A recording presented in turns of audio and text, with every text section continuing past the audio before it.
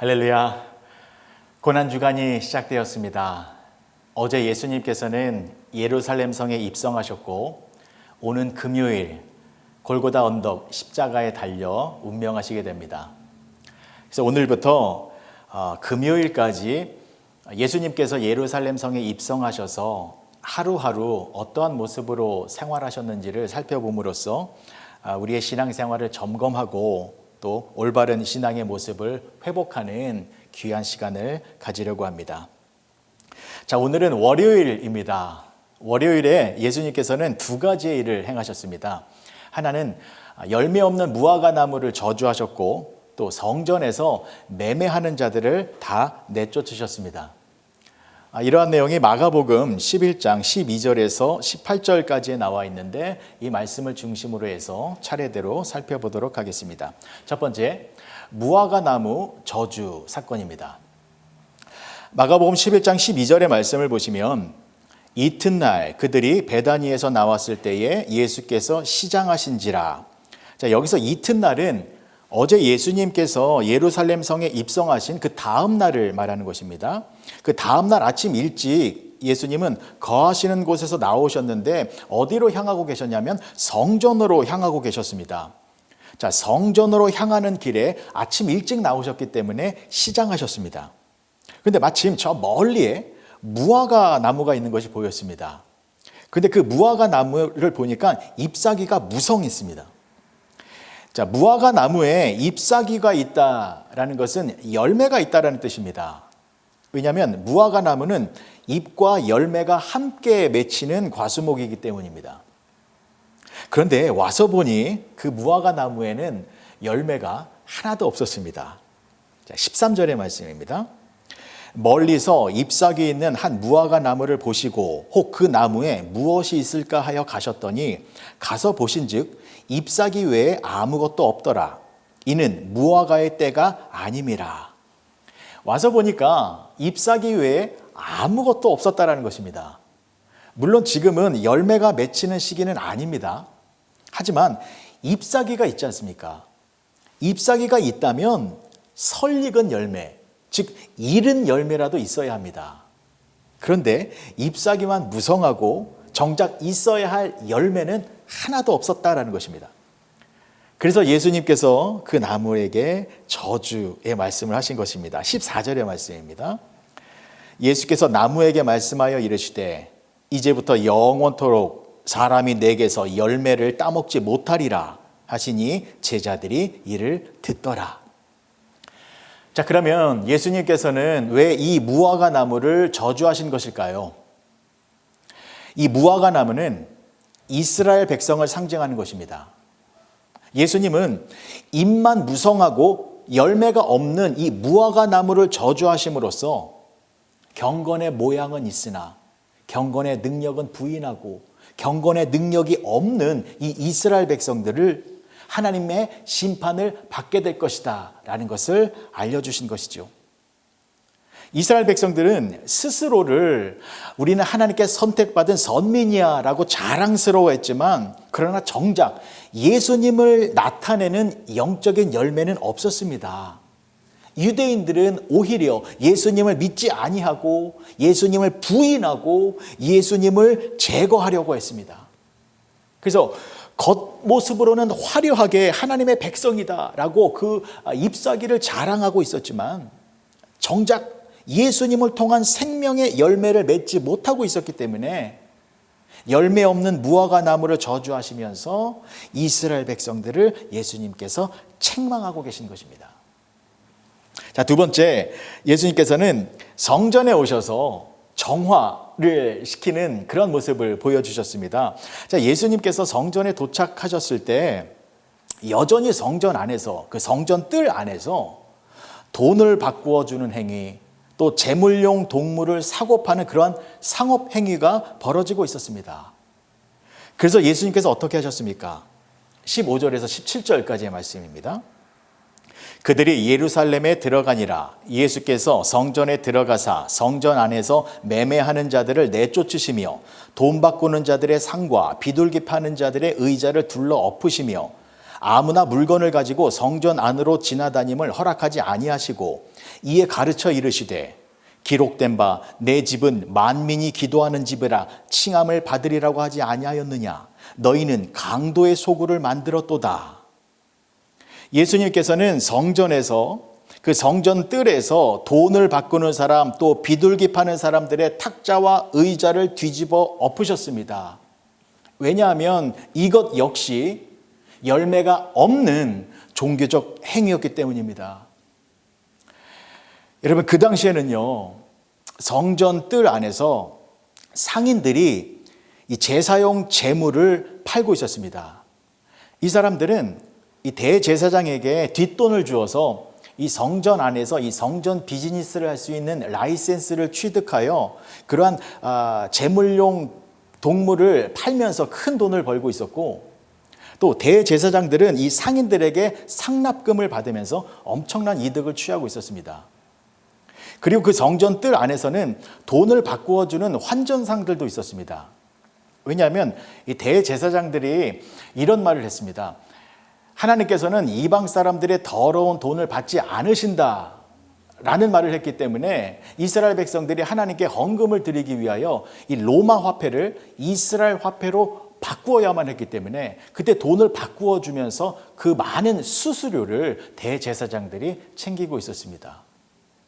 이처럼 종교 지도자들은 성전에서 하나님께 거룩한 예배를 드리는 것이 아니라 이 성전 장사를 통하여서 자신들의 이익과 기득권과 재물을 챙기고 있었습니다.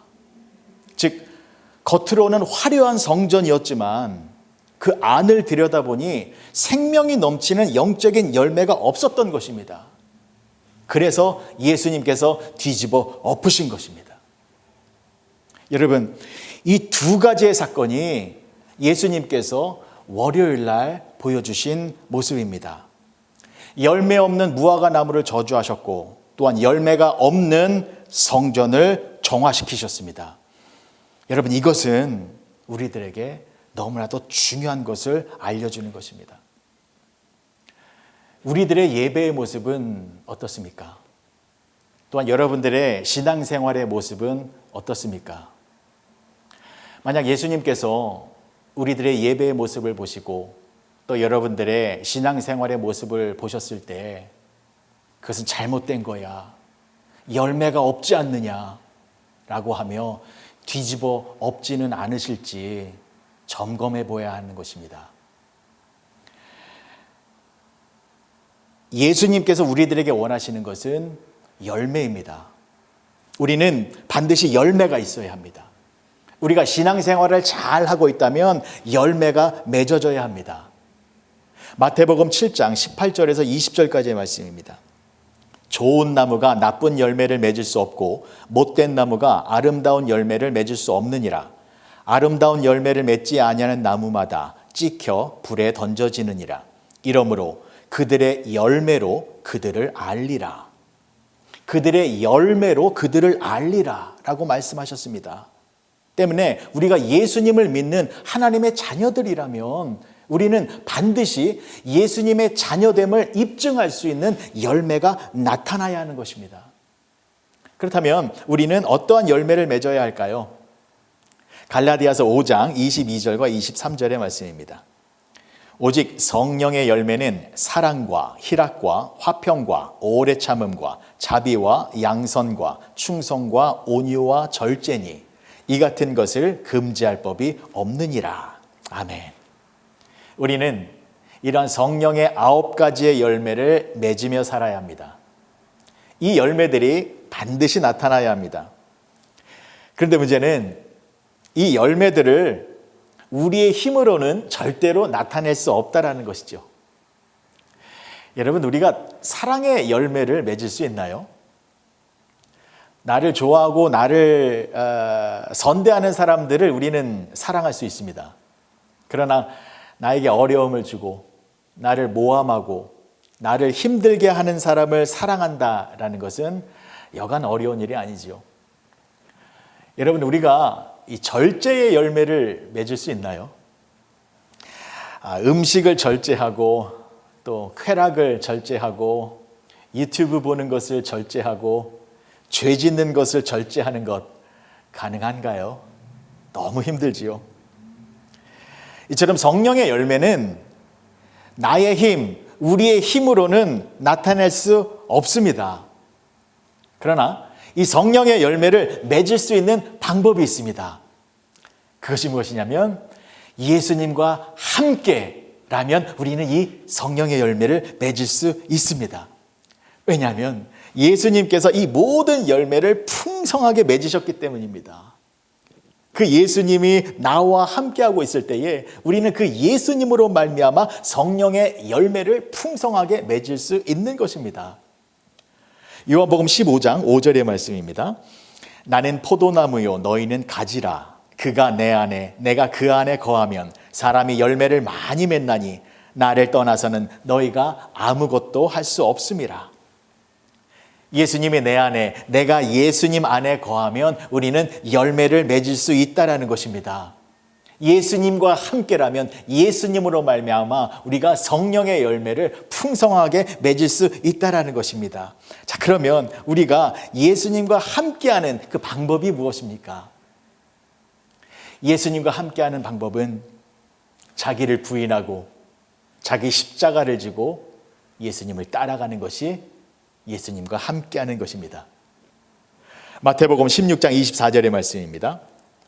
이에 예수께서 제자들에게 이르시되 누구든지 나를 따라오려거든 자기를 부인하고 자기 십자가를 지고 나를 따를 것이니라. 아멘. 사랑하는 성도 여러분, 고난주간이 시작되었습니다. 이번 한 주간 여러분들의 십자가를 달게 지고 가시기 바랍니다. 여러분들의 십자가에 여러분들의 헛된 마음을 못 박아 보시기 바랍니다.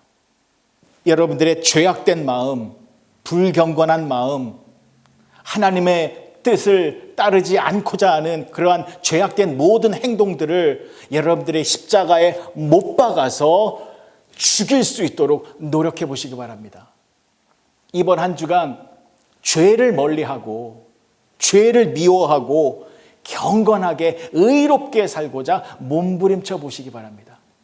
그러면 하나님께서 여러분들에게 귀한 은혜를 허락하여 주실 것입니다.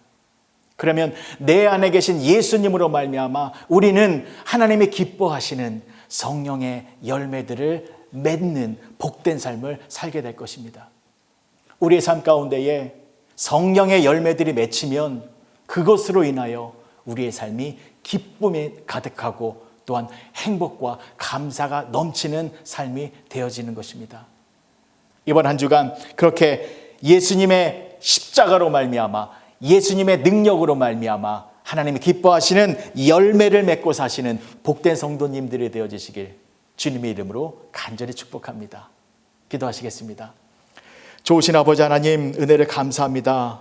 예수님께서 월요일 날에 열매 없는 무화과 나무를 저주하셨고 또 열매 없는 예배를 드린 그 성전을 정화시키셨습니다. 하나님, 우리의 삶 가운데에 하나님께서 기뻐하시는 열매가 있는지 없는지 점검하게 하여 주시옵소서. 우리의 삶 가운데에 열매가 맺히기 위해서는 나의 십자가를 지고 예수님을 따라 예수님과 동행할 때에 열매가 맺혀지게 됩니다. 이번 한 주간 죄를 멀리하고 나의 모든 악한 행동을 나의 십자가에 못 박아 거룩하고 경건하게 사는 우리 모두가 되게 하여 주시옵소서. 예수님의 이름으로 기도합니다. 아멘.